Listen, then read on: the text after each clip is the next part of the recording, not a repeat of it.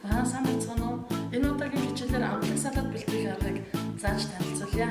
За өнөөдрийн амтлаг салаатанд орох орчинд маань алим, киви, гүзээлзгэн, усан үзэм, йогурт, майонез гэх мэт бүтээгдэхүүнүүд орно.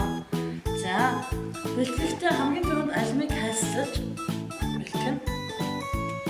Гараа эсрэхээс болгоомжлох, утгаа зөв барих гэх мэт хавийн зааварчилгаануудыг дагаж хүрдэх ёстой.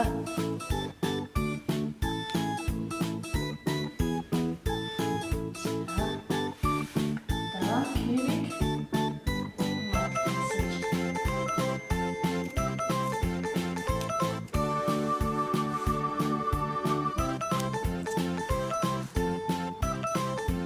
үзэлцэнийг мөн адил шүүснээс нь авч бэлтгэсэн байгаа.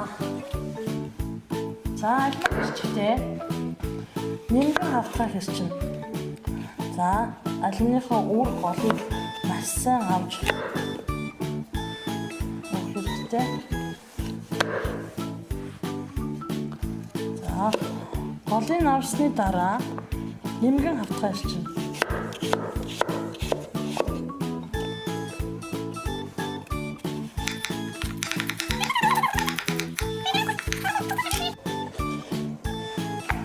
Кивиг мөн адил нэмгэн хавтгай хэрчиж өгнө. За киви маань дотроо маш олон төрлийн амин дэмийг агуулсан байдаг. Жишээлбэл С амин дэм, Б амин дэм, А амин дэмийг маш ихээр агуулсан байдаг.